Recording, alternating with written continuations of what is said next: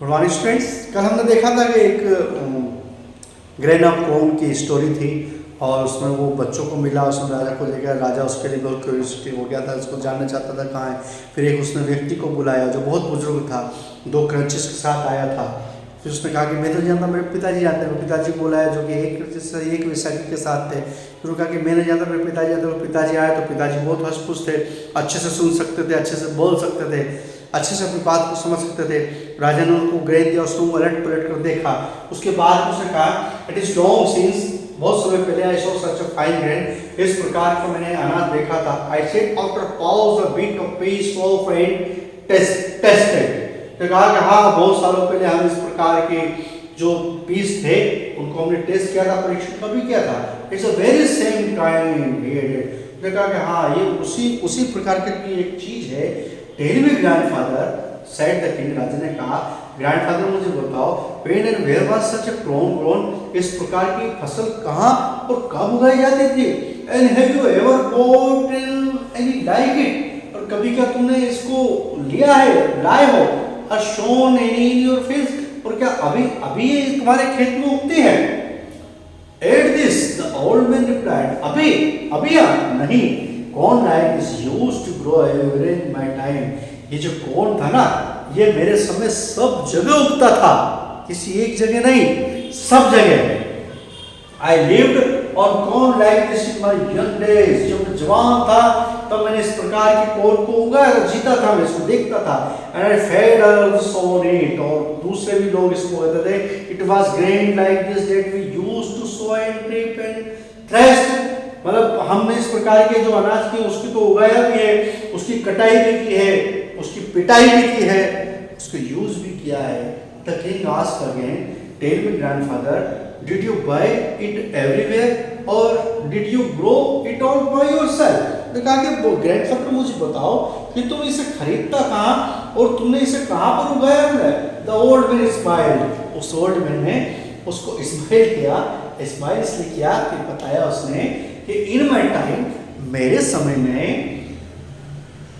He answered, उसको उत्तर दिया, no one ever taught सच अ सीम buying और selling bread.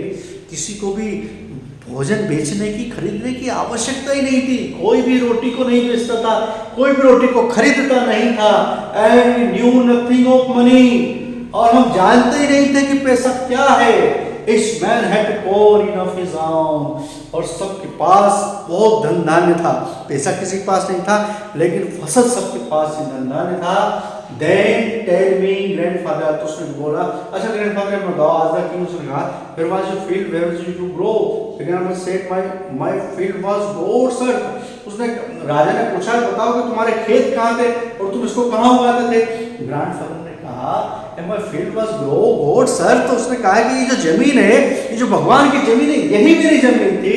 Whenever I plugged, जहाँ चाहा मैं हल चला देता था, जो देता। There was my field, land was free. कोई जमीन किसी की नहीं थी, सबकी सब जमीन सबकी थी। It was thing no man called his own. कोई भी मैं जमीन, ये व्यक्ति नहीं कह सकता था कि जमीन मेरी है। Labour was not only thing man called their own. जो मजदूर होते थे वो खुद होते थे, किसी दूसरे से मजदूरी नहीं कराते थे। Answer me two more question grandfather. उसने कहा कि अच्छा ग्रैंडफादर, मेरे 2 प्रश्नों के और जवाब दीजिए आप। Said the king, the first, पहला क्वेश्चन क्या था, why did the earth bear such grain then he had ceased to do so now. उसने कहा कि उस समय ये जमीन इतना बढ़िया अनाज उगाती थी, अब क्यों नहीं। And second is why your grandson walks with 2 crutches, your son with 1 and you yourself none.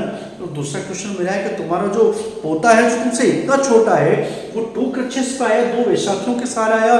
तो तुम्हारा जो पुत्र है वो 1 वैशाखी के सहारे आया, और तुम इतने हंस-पुष्ट हो, पहलवान के पहलवान आदमी, तुम्हें कुछ नहीं, अच्छे से देख सकते हो, अच्छे से खा सकते हो, ऐसा क्यों। उसने कहा योर आइज आर ब्राइट, तुम्हारी आंखें बहुत चमकीली है। योर टीथ साउंड, दांत भी अच्छे हैं। And your speech clear present, और तुम्हारी बोलना है वो भी स्पष्ट है। टू हियर, कान भी अच्छे हैं। Have these things come about, इसके बारे में क्या। The old man loved the king said in the deep clear voice. ओल्ड मैन ने गहरी सांस ली और बताया उसने, क्या बताया उसने, देखिए यहाँ पर,